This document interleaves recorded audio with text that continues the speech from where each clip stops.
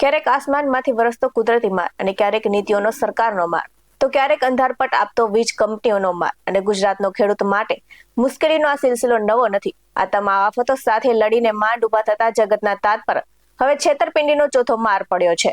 તો ચોમાસું માથે છે ત્યારે ધોરાજીમાં એક લેભાગુ વેપારી ખેડૂતોની આખી સિઝનની કમાણી રોકડ કરીને રફુ ચક્કર થઈ ગયો છે. તો કુદરત, સરકાર અને તંત્ર સામે ઝઝુમતો ખેડૂત હવે ઠગ વેપારીનો ભોગ બન્યો છે. શું છે સમગ્ર મામલો, જોઈએ વિસ્તારથી. નમસ્કાર દર્શક મિત્રો, બેસ 90 ન્યૂઝમાં આપની સાથે હું છું નેહા પટેલ. ધોરાજીમાં ખેડૂતો સાથે લાખો રૂપિયાની છેતરપિંડીનો મોટો મામલો સામે આવ્યો છે. તો ઊંચા ભાવની લાલચ આપીને ખેડૂતો પાસેથી ઘઉં અને સોયાબીન ખરીદનાર વેપારી ફરાર થઈ જતા ખેડૂતોમાં ભારે રોષ ફેલાયો છે. તો ધોરાજીના તોરણિયા ગામના ખેડૂતો સાથે અંદાજે 31 લાખથી વધુની છેતરપિંડી થઈ હોવાનો આક્ષેપ કરવામાં આવ્યો છે. અને સમગ્ર મામલે ખેડૂતો ધોરાજી પોલીસ સ્ટેશને પહોંચ્યા હતા અને પોલીસ પણ તપાસનો ધમધમાટ શરૂ કર્યો છે. તો ધોરાજીના જયદીપભાઈ ભગવાનજીભાઈ સાણંદિયા નામના વેપારી મહાવીર એન્ટરપ્રાઇઝ નામની પેઢી ચલાવતા હતા અને આરોપ છે કે વેપારીએ ખેડૂતોને બજાર ભાવ કરતા વધુ કિંમત આપવાની લાલચ આપી હતી અને ઘઉં, સોયાબીન સહિતની ખેત પેદાશ ખરીદી લીધી છે. તો વેપારીએ ખેડૂતોને 1 થી 2 મહિના રૂપિયા ચૂકવવાનો વાયદો કર્યો હતો, પરંતુ માલ લઈ ગયા બાદમાં 27 મે પછી તેનો ફોન પણ બંધ આવી રહ્યો છે. તો એટલું જ નહીં, વેપારીની દુકાન અને ઘર બંને બંધ મળી આવ્યા છે અને ગાયબ થયા હોવાનું સામે આવ્યું છે. તો પીડિત ખેડૂતોના જણાવ્યા મુજબ માત્ર 9 ખેડૂતોના જ અંદાજે 31,40,000 રૂપિયા બાકી નીકળે છે અને ચોમાસું નજીક છે ત્યારે ખેડૂતો સામે હવે વાવણી માટે બિયારણ અને ખેતી ખર્ચની સમસ્યા ઊભી થઈ છે. તો ખેડૂતોનું કહેવું છે કે વેપારીએ તેમને માત્ર કાચી ચિઠ્ઠીઓ અને સહીવાળા ચેક આપ્યા હતા અને સાથે જ ઊંચા ભાવની લાલચ હવે તેમના પર ભારે પડી છે.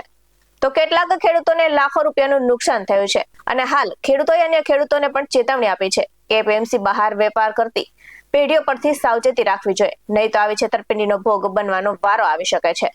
તો સમગ્ર મામલે ધોરાજી પોલીસ સમક્ષ રજૂઆત કરાઈ છે અને પોલીસે ખેડૂતોને વિશ્વાસ અપાવ્યો છે કે આરોપીને ઝડપથી પકડી લેવામાં આવશે. અને અનેક ખેડૂતોની ફરિયાદ સામે આવતા પોલીસે તાત્કાલિક તપાસ શરૂ કરી છે.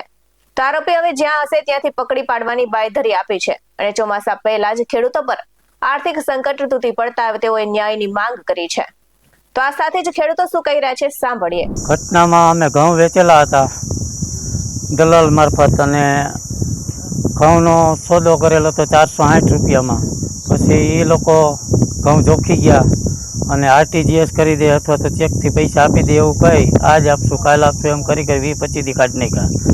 અને દલાલનો મને 27 તારીખે ફોન આવ્યો કે ભાઈ આજે વેપારીને મેં ઘઉં વેચ્યા હતા, એ વેપારી મોબાઈલ સ્વિચ ઓફ રાખી બંધ કરી દીધો, એનો કોઈ સંપર્ક થતો નથી.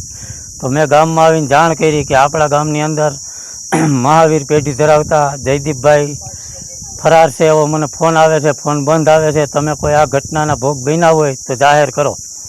તો ગામના લોકો મને કીધું કે અમે પણ આ બાબતની અંદર સહી. તમારા કેટલા પૈસા? મારા 4,54,250.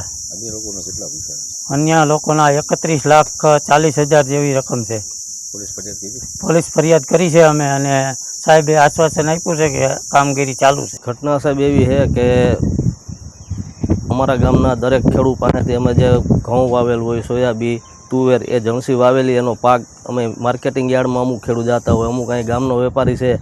તો અમે અત્યારે અમારા ગામના 10 થી 12 જણાનો માલ અમે અમારા ગામના મહાવીર એન્ટરપ્રાઇઝના માલિક જે જયદીપભાઈ છે એને અમે માલ આપેલો અને એમાં એ બધાને ભાવ માર્કેટ કરતાં 450 રૂપિયા ઘઉંના હોય તો એને કોઈ પાસે 70માં લીધા, કોઈ પાસે 480માં, 500માં લીધા અને મહિના 2 મહિનાની શરતે આ જણસી બધાની લીધેલી છે. અને પછી કીધું કે ચેક અમુકને આપેલા છે, અમુકને કોરી ચિઠ્ઠી આપેલી છે, કોઈ જાતનું એનું એન્ટરપ્રાઇઝ દ્વારા કોઈ ચિઠ્ઠી નથી.